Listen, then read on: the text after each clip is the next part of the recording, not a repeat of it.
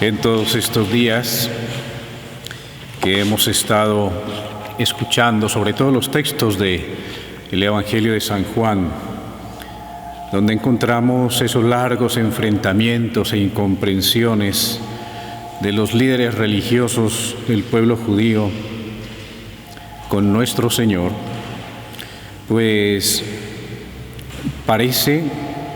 nos daría pie a pensar que Jesús llegó al lugar equivocado, como dice la propaganda, que ahí no debería haber llegado.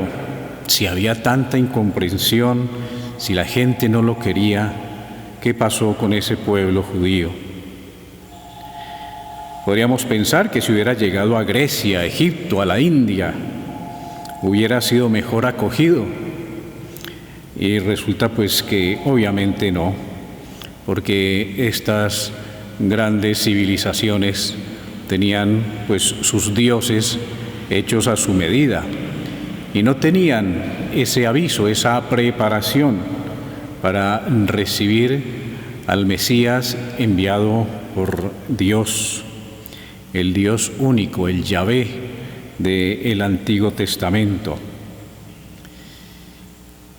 Hemos escuchado en la primera lectura cómo Dios hace su alianza con Abraham para preparar ese pueblo, para que tenga pues ese conocimiento de Dios y tenga las suficientes ayudas para estar abierto a recibir al Dios verdadero, la revelación plena de ese Dios Salvador.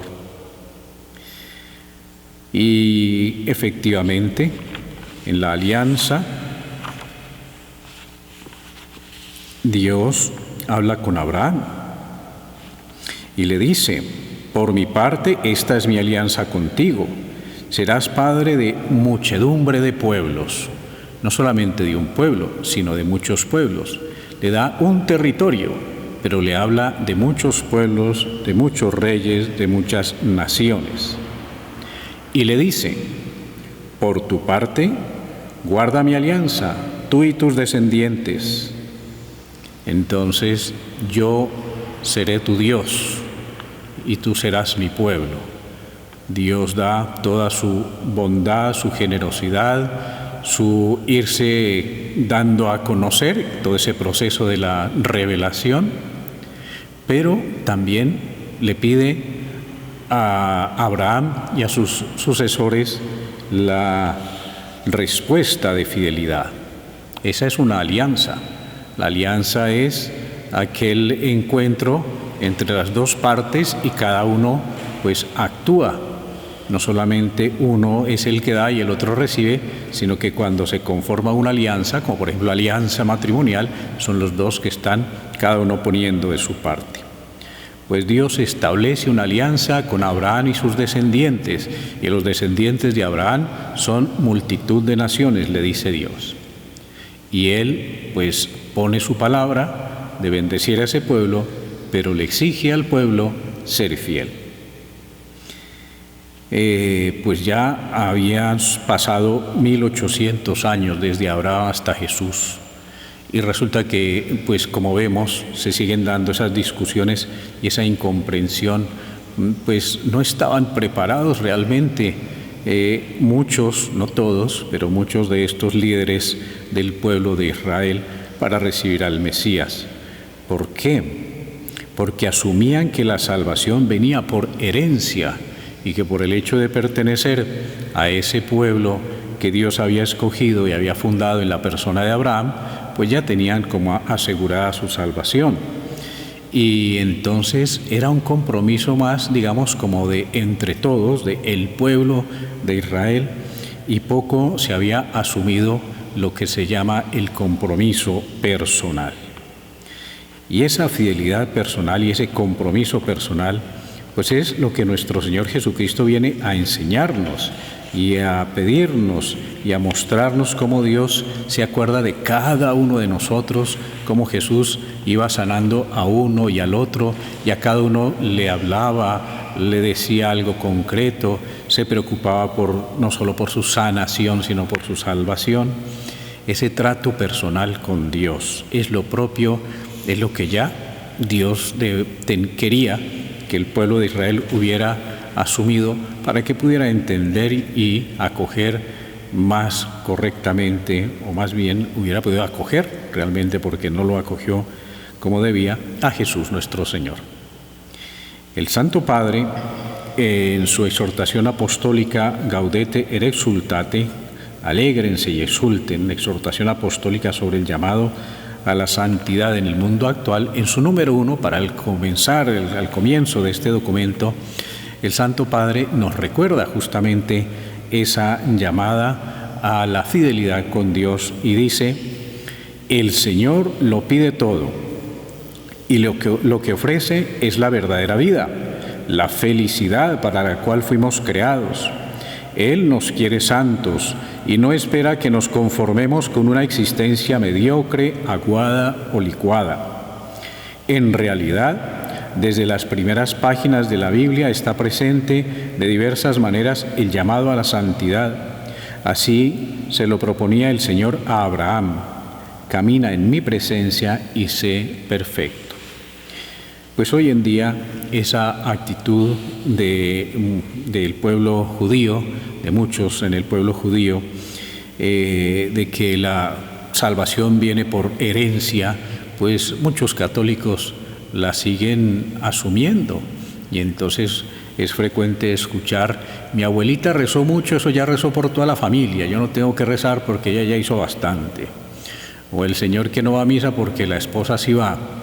O como que unos esperando que los otros lo salven a él, y no pone de su parte, no tiene ese compromiso personal, no lo asume.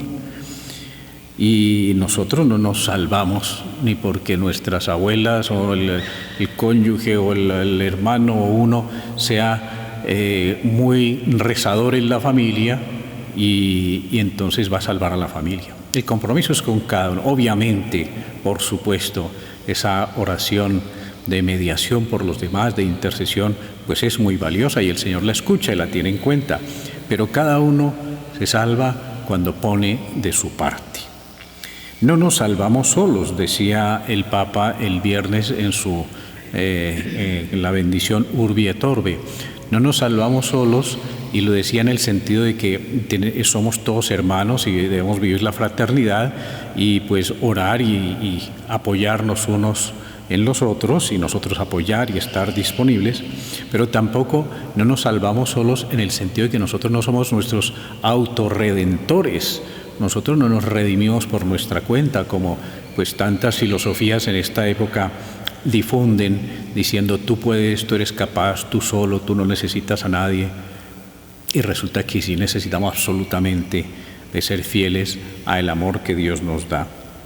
Nuestra salvación está en conocer, amar y servir a Cristo, y en tener un trato personal y fiel con Él. Y el Papa Francisco también nos dice en otro momento una frase que ojalá no olvidemos: fidelidad es fragilidad bien acompañada. Y eso es cierto.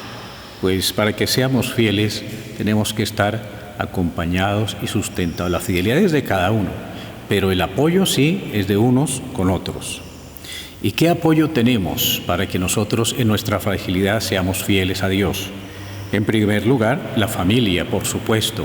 Estar unidos en esa caridad suprema, en la caridad de los bienes mayores, el querer el bien espiritual de cada uno de los miembros de la familia, orar unos por otros.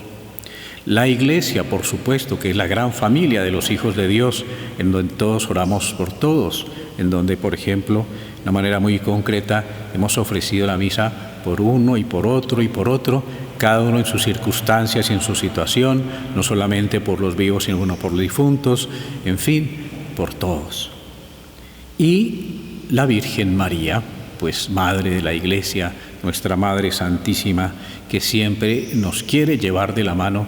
Entonces hoy le pedimos que no nos deje que nos soltemos de su mano amorosa, porque sin su compañía difícilmente podemos ser fieles a su Hijo Jesucristo. Al principio recordábamos que hoy es el día para orar especialmente por los sacerdotes, la santificación de los sacerdotes y por las vocaciones sacerdotales. El Señor ha querido que en el Nuevo Testamento los sacerdotes no sean solamente servidores del altar como en el Antiguo Testamento, sino otros Cristos, la persona de Jesús en medio de la comunidad de los fieles. Pidamos por los sacerdotes, que todos sean santos, que todos vivan a fondo y con toda la entrega ese maravilloso don del sacerdocio que Dios les concede, y por las vocaciones sacerdotales, para que en estos días en que el Señor nos ha permitido, nos ha puesto los medios para que vivamos más a fondo nuestro compromiso cristiano y nuestra vida de los tiempos de la Cuaresma, pues entonces que surjan más vocaciones sacerdotales, porque son muy necesarias, son absolutamente necesarias para la vida de la Iglesia, de esta que es la familia de los hijos de Dios. Y así sea.